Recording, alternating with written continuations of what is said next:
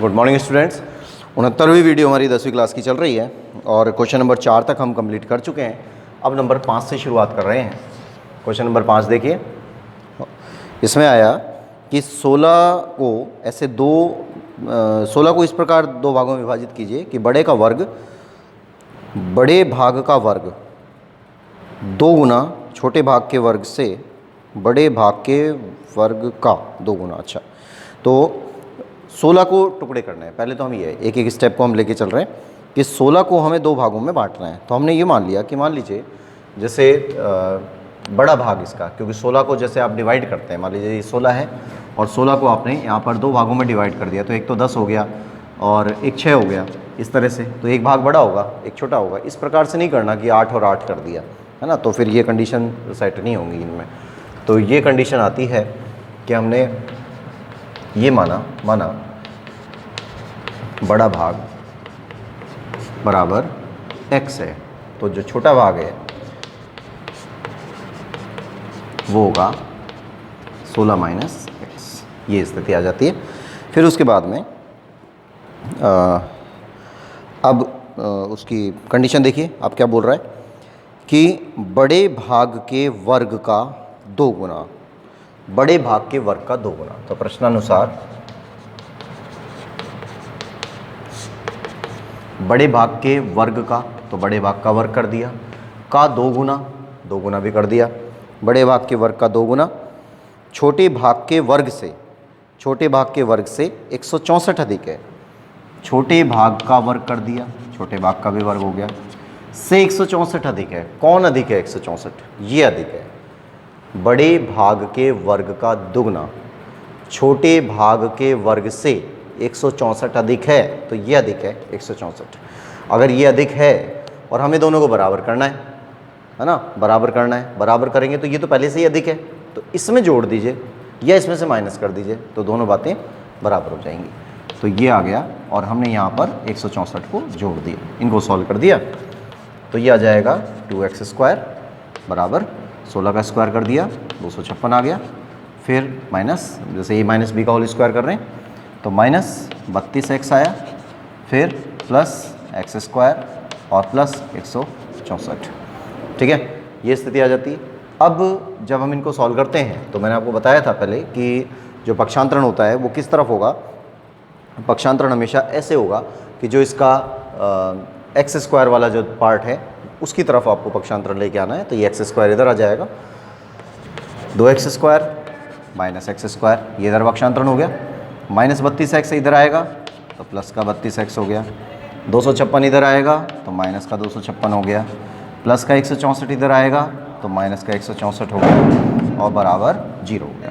अब इनको सॉल्व करिए तो ये दोनों कट गए, केवल x² बच गया, यहाँ पर प्लस 32x आ गया।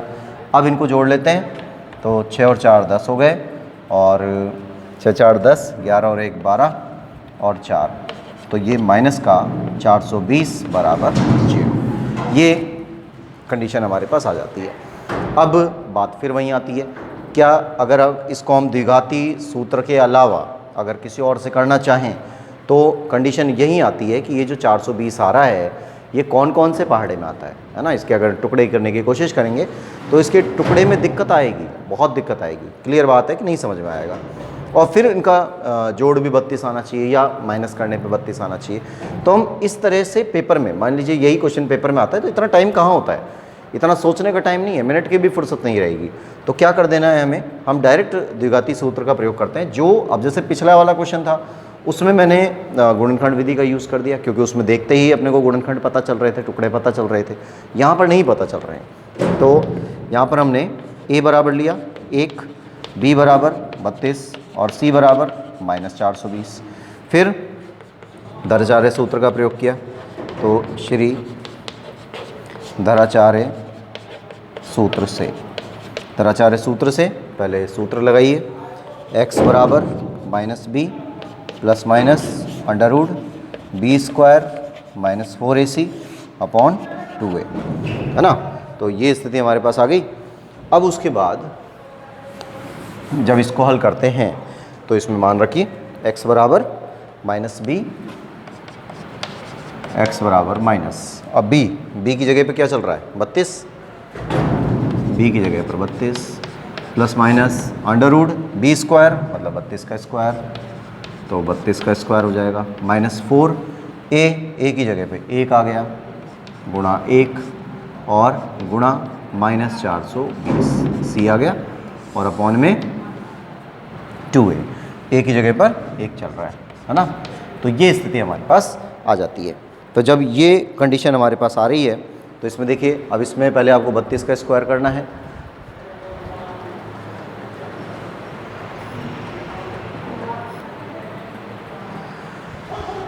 अब देखिए 32 का ये माइनस 32 तो आ ही रहा है, 32 का स्क्वायर इन सब का गुणा और बटे में 2 1, तो x बराबर माइनस 32 को ऐसे ही छोड़ देंगे प्लस माइनस, अब 32 का स्क्वायर करना है तो 32 का स्क्वायर करिए, तो 32 इंटू 32 कर लेंगे, ये क्या आ जाएगा 4 3 दूनी 6 हो गया, फिर 6 हो गया, 3 3 9 हो गया, तो 4 12 और 10 1024 तो ये आ जाता है।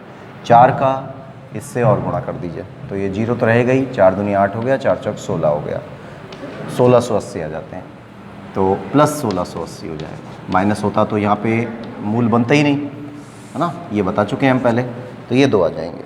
फिर अब जब इसके लिए हम काम करते हैं, अब इनको योग कर लीजिए, तो x बराबर minus 32 plus minus under root ये 4 8 और 2 10 हो गया, फिर 6 और 1 7 हो गए और 2 गए, तो 2704। अब 2704 किसका वर्गमूल होगा, तो 25 का तो हो जाता है 2500, उसका 50 का तो आ जाता है 2500, ये तो यानी 50 से ज़्यादा होगा, 50 से ज़्यादा होगा तो ये 52 का हो सकता है। 52 इंटू 52 करके देखिए, 2 दूनी 4 हो गया, 5 दूनी 10 हो गया, फिर 5 दूनी 10 हो गया, 1 5 5 25 और 1 26, ठीक है 7 और 52 का हो गया। तो x बराबर माइनस 32 प्लस माइनस 52/2। अब ये अंडर रूट वगैरह तो आपको आने चाहिए है ना, अंडर रूट वगैरह आएंगे जब भी तो हम काम कर पाएंगे इसमें कैलकुलेशन का। अब यहाँ पर आ जाता है प्लस और माइनस, तो फिर वही कंडीशन, जब प्लस और माइनस आ रहा है तो एक बार पॉजिटिव और एक बार नेगेटिव, तो पहले पॉजिटिव लेते हैं, पॉजिटिव लेने पर तो ये आ जाएगा x बराबर माइनस 32 प्लस 52/2, फिर x बराबर 20/2 हो गया 10 हो गया, तो x बराबर 10, x बराबर 10, ठीक है। 32 में से 52 जाएंगे तो 20 बचेंगे ना, 20 में 2 का भाग दे दिया 10 हो गए, तो x बराबर 10 हो गया। उसके बाद में अब नेगेटिव ले लेते हैं, तो नेगेटिव लेने पर नेगेटिव लिया तो खैर नेगेटिव की यहाँ ज़रूरत पड़ेगी नहीं, एक ही भाग बहुत है, पर निकालना तो है ही एक बार, ये तो वर्किंग प्रोसेस है इसका। और ये हो जाते हैं 80 और 4 84 माइनस बटे 2 और x बराबर माइनस 42।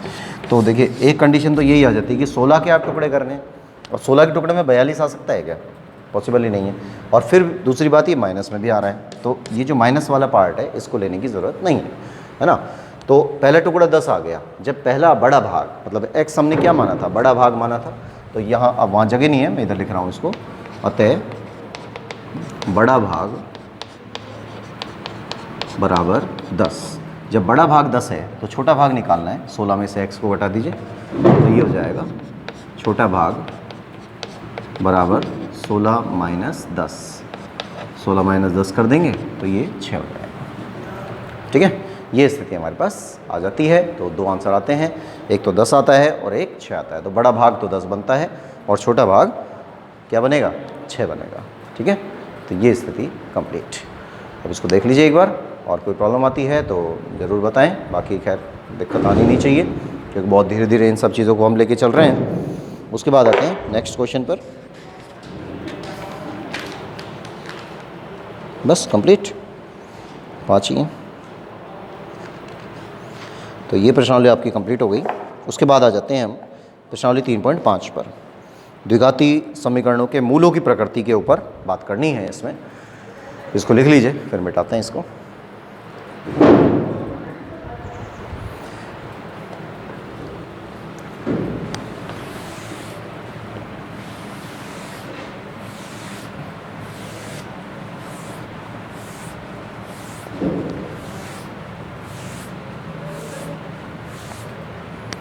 फिर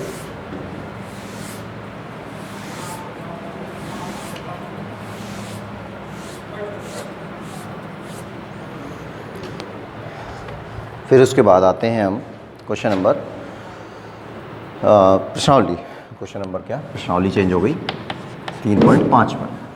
तो 3.5 का जब आप कार्य शुरू करते हैं तो आप देखिए स्टार्टिंग जो इसने बोली है उसमें कुछ बातें बोली हैं कि भाई निम्न द्विघात समीकरणों के मूलों की प्रकृति ज्ञात कीजिए। मूलों की प्रकृति निकालनी है। मूलों की प्रकृति से मतलब क्या होता है? मूलों की प्रकृति से मतलब होता है कि आप जैसे अभी तक हम क्या कर रहे थे कि एक द्विघाती समीकरण हमको मिली किसी भी विधि से, चाहे हम गुणनखंड विधि का प्रयोग कर रहे हैं या हम पूर्ण वर्ग विधि का प्रयोग कर रहे हैं या हमने यूज़ कर लिया अपने इस सूत्र को, धराचार्य सूत्र को, किसी भी चीज़ से आपने दो आंसर निकाले, है ना। अब आपने देखा था कि कई बार क्या हुआ कि आंसर माइनस में आने लग गए। जैसे अभी जस्ट इससे पहले वाला क्वेश्चन था, उसमें एक क्वेश्चन तो 10 आया था, एक में आंसर -42 आया था। तो एक तो पॉजिटिव आया, एक नेगेटिव आया। एक बार ऐसा भी हुआ कि अंडर रूट के अंदर माइनस की कोई संख्या आ गई तो हमने लिख दिया मूल काल्पनिक होते हैं। फिर ऐसा भी हुआ है कि भाई कोई दोनों ही आंसर प्लस आ गए हों, ये भी पॉसिबल हो सकता है। या ऐसा आ सकता है कि दोनों ही आंसर माइनस आ गए हों, ऐसा भी हो सकता है। कुछ क्वेश्चन हमने हल किए, उसमें ऐसा हुआ कि दोनों जो आंसर हैं वो सेम आ रहे हैं। जैसे x बराबर 1/2 आया तो दूसरे में भी 1/2 आया, ऐसा भी हुआ था। तो ये जो सारी चीज़ें हमने पढ़ी हैं, इन सब को एक नियम के अकॉर्डिंग सेट कर दें, एक नियम बना दें इनका। तो नियम क्या है कि क्वेश्चन को हल मत करिए, है ना। प्रश्न को पूरा हल नहीं करना है, बिना पूरा हल किए, बिना हल किए उसको ये बताएं कि भाई क्वेश्चन की प्रकृति या जो उसका आंसर होगा उसका टाइप कैसा होगा। तो यहाँ पर जब हम मूलों की प्रकृति के बारे में बात करते हैं कि मूलों की प्रकृति, तो टॉपिक हमारा आता है मूलों की प्रकृति। अब जब हम मूलों की प्रकृति के बारे में बात करते हैं तो मूलों की प्रकृति 3 प्रकार से डिनोट होती है, ठीक है। मूलों की प्रकृति 3 प्रकार से डिनोट होती है। अब आपने अभी सूत्र लगाया था कि x बराबर -b plus minus under root b square -4ac upon 2a, ये लगाया था ना। अब इसमें जो मूलों की प्रकृति है वो किसके ऊपर डिपेंड कर रही है? पहले तो ये देखना है कि भाई मूलों की प्रकृति डिपेंड तो कर रही है, पर किसके ऊपर डिपेंड करती है? इस सूत्र में ऐसी कौन सी राशि है जो मूलों की प्रकृति को डिपेंड करवा रही है, जो जिसके कारण मूलों की प्रकृति चेंज हो रही है? कभी वास्तविक संख्या आ जाती है, कभी काल्पनिक संख्या आ जाती है, कभी ऋणात्मक हो जाता है, कभी धनात्मक हो जाता है ना। ऐसा क्यों होता है? रीज़न है सिर्फ ये वाला पद b स्क्वायर -4ac। अगर b स्क्वायर -4ac का मान 0 हो जाए, है ना, b स्क्वायर -4ac ये आ रहा है। अगर b स्क्वायर -4ac का मान 0 हो जाता है तो ये वाला पार्ट खत्म हो जाएगा। 0 हो गया तो खत्म हो गया, अंडर रूट करेंगे तो वही आएगा। तो बचा क्या? -b/2a, यानी दोनों ही आंसर में -b/2 आएगा, तो दोनों मान समान आएंगे। अगर इसका मान अंडर रूट के अंदर चल रहा है, अगर इसका मान धनात्मक संख्या प्राप्त होता है तो इसका कोई ना कोई आंसर निकलेगा।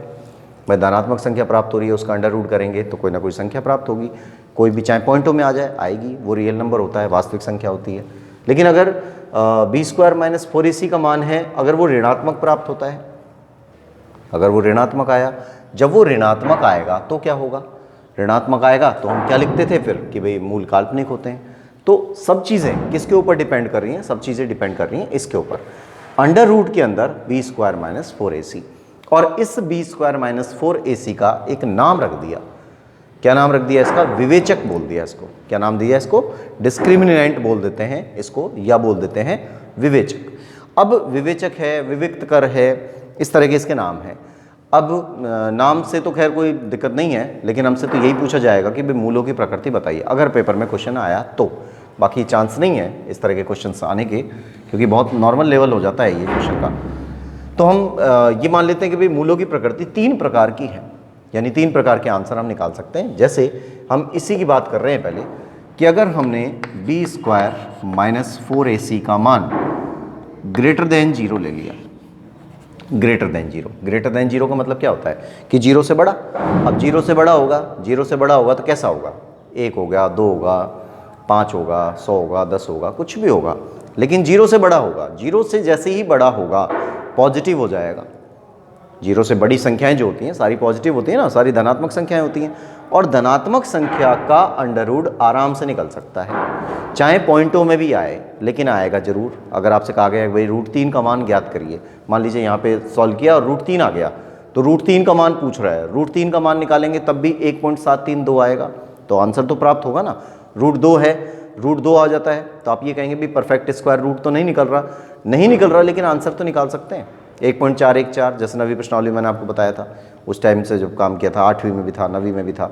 तो ये जो तरीके हैं इनको आप यूज़ कर सकते हैं। मतलब अगर b² - 4ac ग्रेटर देन 0 हुआ है ना, b² - 4ac अगर ग्रेटर देन 0 होता है, तो इस स्थिति के अनुसार जो मूलों की प्रकृति बनती है वो कैसी बनेगी, तब मूलों की प्रकृति, तो यहाँ लिखेंगे कि मूलों की प्रकृति वास्तविक, या मूलों की प्रकृति की बजाय लिखे मूलों की प्रकृति तो हम निकाल रहे हैं, इसमें लिखिए मूल कैसे होंगे, तो हम यहाँ लिख देते हैं मूल वास्तविक एवं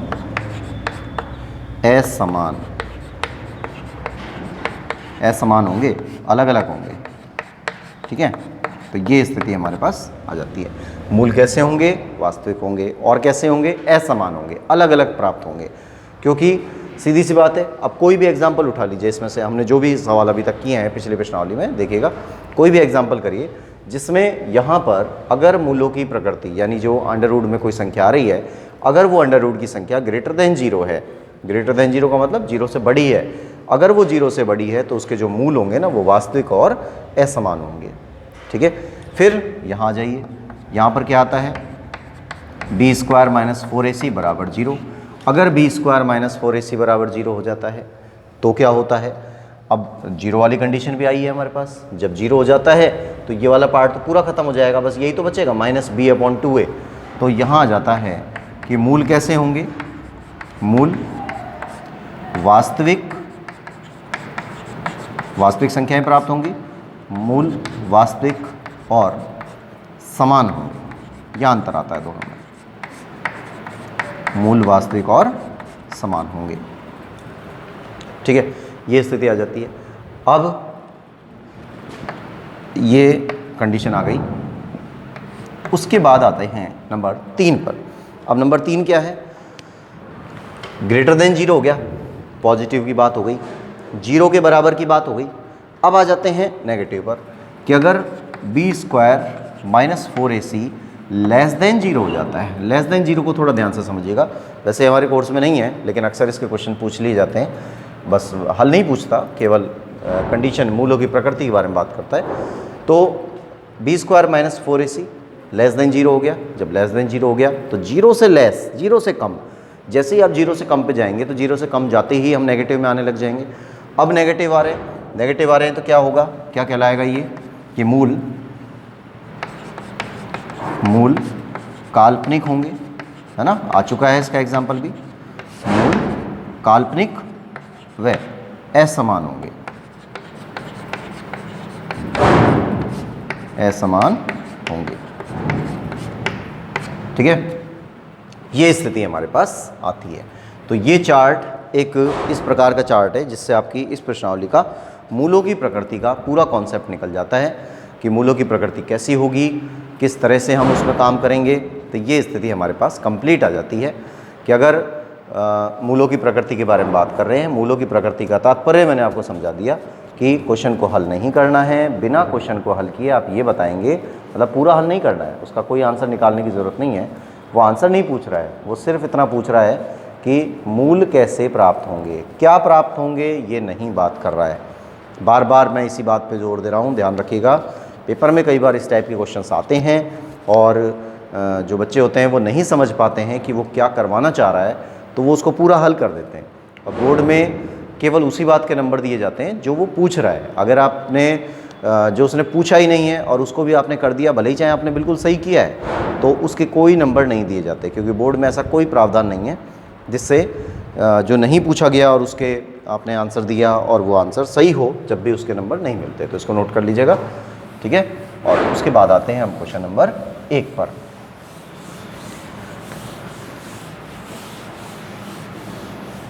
अब देखिए क्वेश्चन नंबर 1 पर आते हैं। तो क्वेश्चन 1 क्या बनता है,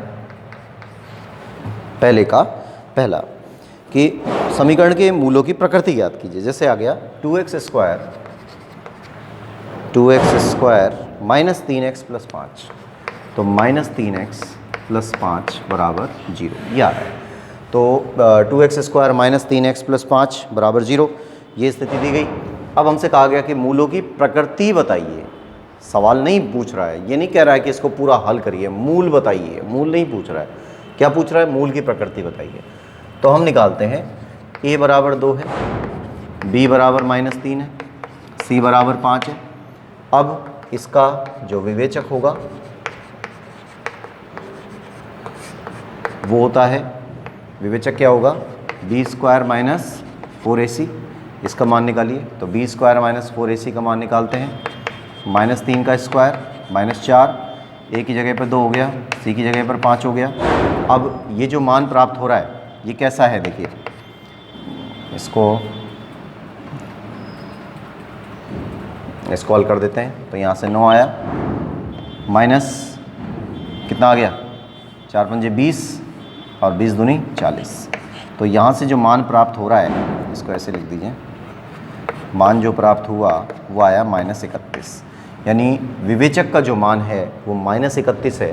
तो हम यहाँ लिख देंगे -31 प्राप्त हुआ ना, तो ये जो b स्क्वायर माइनस 4ac है, -31 का मतलब क्या हुआ, लेस देन 0 है। जब ये लेस देन 0 है, मतलब ऋणात्मक संख्या आ रही है तो लेस देन 0 में, धनात्मक संख्या आ रही है तो ग्रेटर देन 0 में, बराबर 0 तो है ही। तो अगर ऋणात्मक संख्या आ रही है तो इसके जो मूल होंगे, तो हम यहाँ लिखेंगे, चूँकि b square minus 4ac less than 0 है, अतः समीकरण के मूल काल्पनिक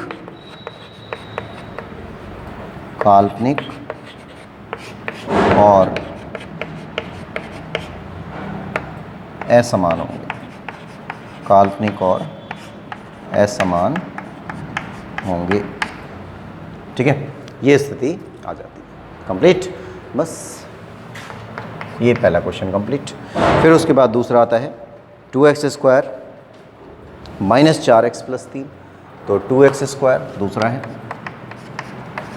2x square minus 4x plus 3 बराबर 0, ये आ जाता है, माइनस 4x प्लस 3 बराबर 0। इसमें भी यही काम करना है, a का मान 2 के बराबर, b का मान -4 के बराबर, c का मान 3 के बराबर। अब इसका विवेचक निकालते हैं, मतलब b स्क्वायर माइनस 4ac का मान निकालते हैं। तो b स्क्वायर माइनस 4ac का जो मान है वो कैसे आएगा, -4 का स्क्वायर किया, -4, a की जगह पर 2 आ रहा है, c की जगह पर 3 आ रहा है, 4 का स्क्वायर कर दिया 16 आ गया, 4 दूनी 8, 8 या 24, है ना। तो फिर वही बात आ गई, 8 माइनस का। अब ये माइनस का आ रहा है, ऋणात्मक आ रहा है, जब ये ऋणात्मक है तो यहाँ लिख देंगे, अतः b square minus 4ac less than 0 है, तब समीकरण के मूल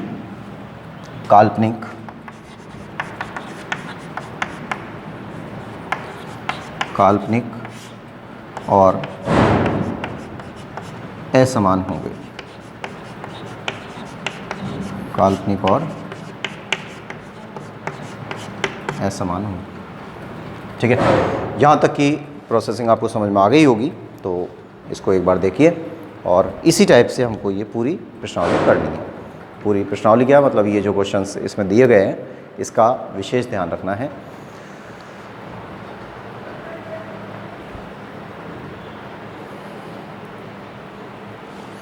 इसके बाद आते हैं क्वेश्चन नंबर 3 पर, 2x square plus x minus 1, ये स्थिति आती है।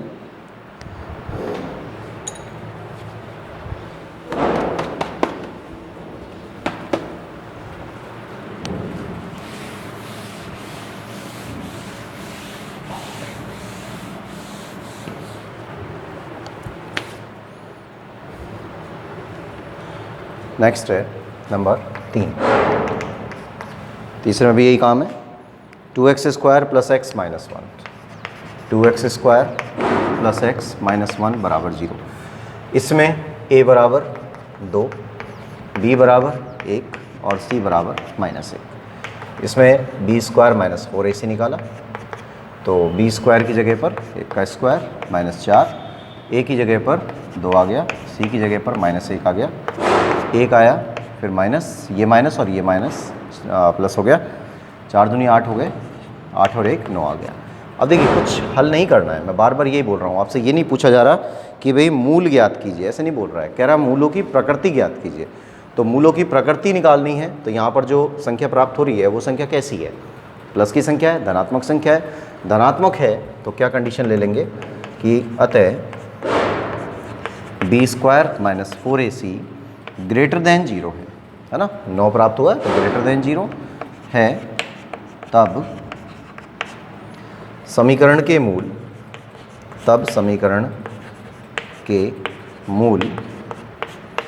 वास्तविक, तब समीकरण के मूल कैसे होंगे, वास्तविक और असमान होंगे, वास्तविक और असमान होंगे। ठीक है, बस ये आंसर हो गया इसका। फिर नेक्स्ट पे आइए,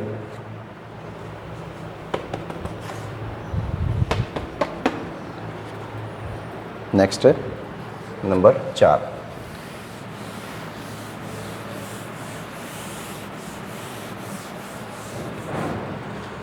नंबर 4 में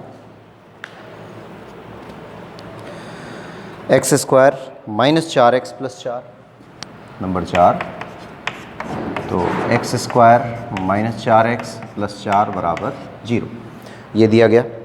ठीक है, अब a का मान 1, b का मान -4, c का मान 4, फिर निकालते हैं b² - 4ac, तो b² की जगह पर -4 का स्क्वायर, फिर -4, a की जगह पर 1 हो गया, c की जगह पर 4 हो गया।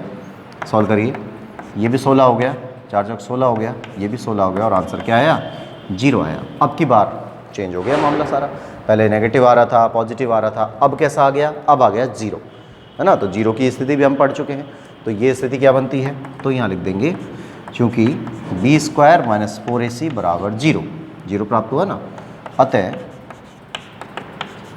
समीकरण के मूल वास्तविक और समान होंगे, वास्तविक और समान होंगे। बस यहाँ तक हम मूलों की प्रकृति के बारे में बात करते हैं। तो इस तरह से ये कंडीशन हमारे सामने आ जाती हैं। और अब आप ये बाकी के 2 क्वेश्चन और बचे हुए हैं, इनको भी करके देखिएगा, और नहीं होते हैं तो नेक्स्ट वाले में हम करेंगे इसको पूरा। ठीक है, अब इसको यहीं फिनिश करते हैं फ़िलहाल। आप चाहें तो अभी और कर सकते हैं, जैसे ये वाला दिया है, एक क्वेश्चन और है कि 2x² + x - 1, नहीं ये वाला नंबर 3 था, ये तो पाँचवा है 2x² + 5x + 5। इसको जब हल करते हैं तो इसमें भी यही वाला फार्मूला लगा देंगे, और 5वें वाले को जब आप हल करेंगे तो 5वें वाले में जो मान प्राप्त होगा, जब इसकी कैलकुलेशन हम कर लेते हैं तो ये मान हमको प्राप्त होता है माइनस में, है ना। तो माइनस में मान प्राप्त होगा, इसको आप सॉल्व करिएगा, मैं बता रहा हूँ ऐसे ही, फिर इसको नेक्स्ट में फिर मैं नहीं लूँगा, फिर next number c, second number से काम चालू करेंगे। तो इसका जो मान है वो माइनस में प्राप्त होगा, और जब माइनस में प्राप्त होगा तो इसके जो मूल होंगे वो कैसे होंगे।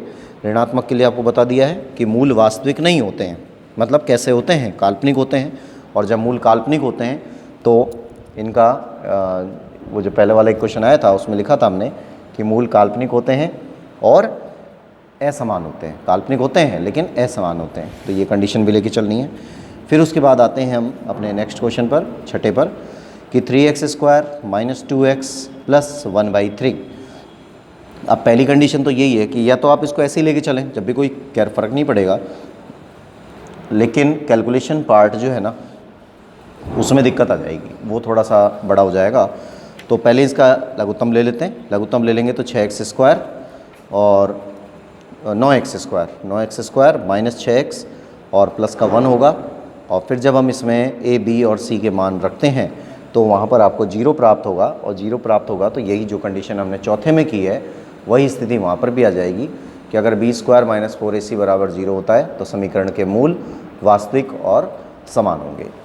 ठीक है, तो ये क्वेश्चन कंप्लीट है हमारा। क्वेश्चन नंबर 2 एकदम कंप्लीट। फिर नेक्स्ट क्वेश्चन जब हम शुरू करेंगे तो नहीं, पहला था ये क्वेश्चन कंप्लीट है, फिर दूसरे से हम नेक्स्ट वीडियो में शुरू करेंगे।